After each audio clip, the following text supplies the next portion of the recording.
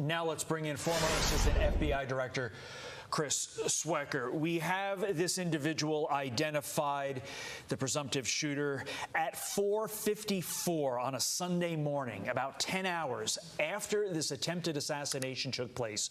What is the FBI doing right now to figure out why this guy acted like this? Yeah, they're dissecting every aspect of this person's life. I'm a little surprised it took them that long to identify him, but they're looking at whether he has ideology or was driven by ideology, which would make this not just an assassination attempt, but domestic terrorism. Is there anyone else in his network, if you will, his social network, that might have shared that ideology? Are there others? And Carly mentioned earlier about reconciling this discrepancy between, hey, there's no threat, but yet we haven't identified this person. You can't reconcile those two things. And I also want to comment about what Jonathan Gilliam said earlier. He was spot on. This was a security breakdown from start to finish, and this was the primary goal, the primary mission of the Secret Service is to prevent this type of action and then react as swiftly as they can to get them out of the danger zone. Neither happened here. So I don't want to issue harsh judgments, but it was definitely a security breakdown. Yeah, well, one of the things that Jonathan was talking about is the image that we'll all remember of the president. You could see his face, you could see his fist. He was saying, "Fight, fight, right. fight." But there are questions on if that should have happened, if he should have been allowed to be that visible following this assassination attempt on him. Absolutely not. If you look at what happened with Reagan when he was shot, they had him in the car within seconds. In this case, as Jonathan said, it was a lifetime before they got him off that stage. And look, it was a great moment when he pumped his fist. That'll go down in history as one of the most dramatic moments in this country's history, I think. But it should not have been allowed to happen.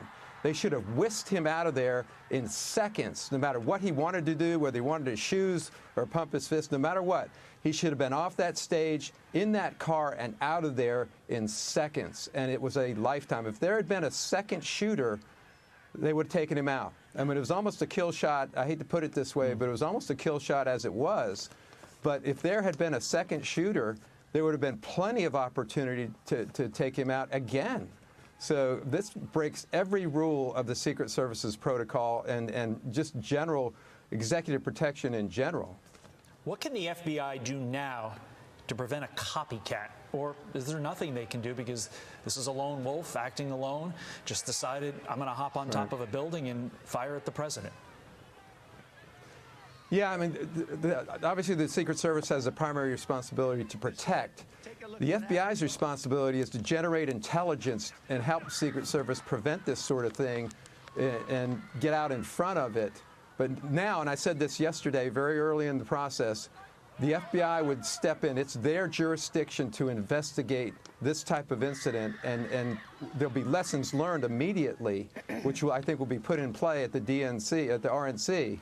But in this case, the FBI is not just investigating the incident, they're investigating the protection and the security strategy around it. That's why you didn't see Secret Service at the press conference last night.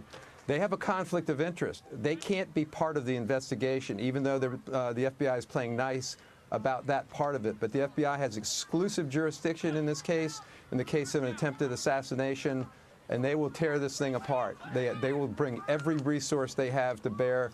They will go through this, as we mentioned earlier. I mean, they're obviously dissecting this person's life, his home, his media, his social media, his electronic devices, his friends, etc.